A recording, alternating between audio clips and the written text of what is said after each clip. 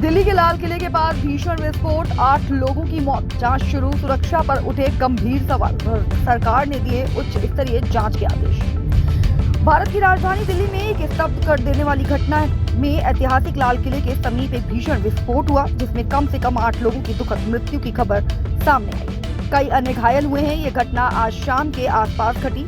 ये विस्फोट लाल किले के निकट हुआ। पुलिस सूत्रों के अनुसार विस्फोट इतना शक्तिशाली था कि आसपास के क्षेत्र में अफरा तफरी मच गई और कई वाहन क्षतिग्रस्त हो गए। इस दुर्भाग्यपूर्ण घटना में 8 निर्दोष नागरिकों की जान चली गई है। घायलों को तुरंत पास के एलएनजेपी में ले जाया गया है। मृतकों की पहचान करने का प्रयास जारी है।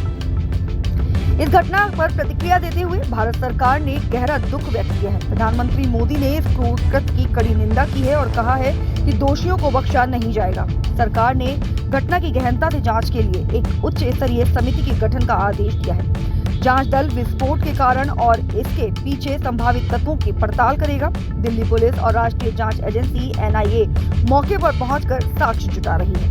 ये विस्फोट देश के सबसे महत्वपूर्ण ऐतिहासिक स्थल लाल किले के पास हुआ है, जिसके कारण राष्ट्रीय सुरक्षा और ऐसी महत्वपूर्ण धरोहरों के आसपास की सुरक्षा व्यवस्था पर गंभीर सवाल खड़े हो गए। ऐसा है, हम लोग अपनी यहाँ एम्बुलेंस लेके बैठे हुए थे। हम प्राइवेट एम्बुलेंस वाले हैं। एक धमाके की आवाज़ आई, हमें लगा कुछ विस्फोट हुआ है।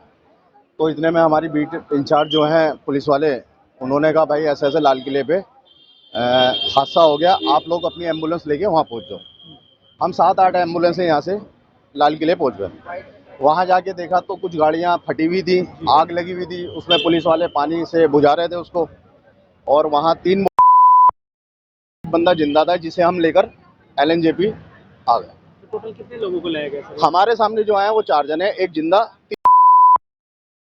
आपको लगता है वो सीएनजी ब्लास्ट था कि किसी और प्रकार का? जिस हिसाब से गाड़ियां हैं वो CNG ब्लास्ट है, सीएनजी ब्लास्ट। जहां तक है उम्मीद है कि हमारे सामने तो फटी नहीं, हमें मालूम नहीं इस चीज का, लेकिन गाड़ियों की हालत देख के लग रहा है कि CNG ही फटी। दूर से देख के अंदाजा लगा सकता है आदमी, बहुत बड़ा हादसा है, कोई छोटा हादसा नहीं है। और बताने भैया, आपको लगता है सीएनजी ब्लास्ट था? सीएनजी सर, अगर ये सीएनजी ब्लास्ट होती तो एक गाड़ी में ब्लास्ट होता। ये सीएनजी ब्लास्ट होता तो एक गाड़ी में होता, ना कि 10-15 गाड़ियों में होता। वहाँ का माहौल 10-15 गाड़ियों में आग लगी हो, वो भी दूर दूर।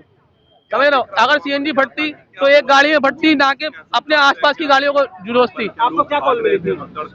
हमें बोला गया है यहाँ से कि ब्लास्ट हुआ है, आप अपनी गाड़ियाँ लेके लाल किले पहुंचे। यहाँ से तुरंत 8 से 10 गाड़ियाँ खड़ी हुई थी, वो सारी की सारी वहाँ स्पॉट पे पहुंची हैं। जी। कितने लोगों को आप यहाँ पे लेके आए भैया?